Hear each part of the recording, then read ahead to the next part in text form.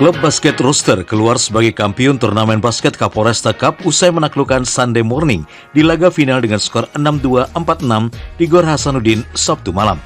Event yang merupakan bagian dari HUT Bayangkara ke-76 ini bertujuan untuk mencari bibit pebasket muda potensial pasca 2 tahun absen dari turnamen karena pandemi. HUT Bayangkara ke-76 ya, kita mengadakan basketball competition ya 2022. Diharapkan dengan kejuaraan ini dapat melahirkan bibit-bibit baru dan kita mulai menghidupkan olahraga kembali setelah masa pandemi Covid ini.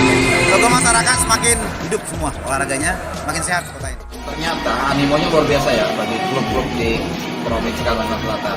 Tentu ini bisa kita terus kembangkan agar nanti kita kan minimal nanti kan basket ini kan sudah istilahnya kita kan sudah dapat medali emas pada saat SEA Games kemarin ya. Nah, paling tidak animo para pemuda di Kalimantan Selatan untuk berolahraga basket itu semakin tinggi. Nah, tentu dengan ada banyak event-event seperti ini, maka insya Allah kita akan bisa mencari bibit-bibit baru, bibit-bibit yang nanti akan kita jadikan tim provinsi Kalimantan. Sementara itu, turnamen basket yang digelar selama sepekan itu juga mendapat apresiasi dari penonton. Pertandingannya seru banget sih, gila, keren.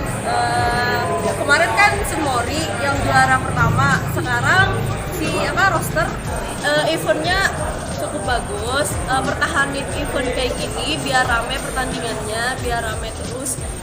Pertandingan di Banjarmasin, ada terus pertandingan pokoknya. Diketahui turnamen basket Kapolresta Cup ini sendiri diikuti sebanyak 12 klub di Kalsel secara terbatas dengan memperebutkan hadiah hingga puluhan juta rupiah. Dari Banjarmasin, Alif Hidayatullah, Kalsel 1 Net.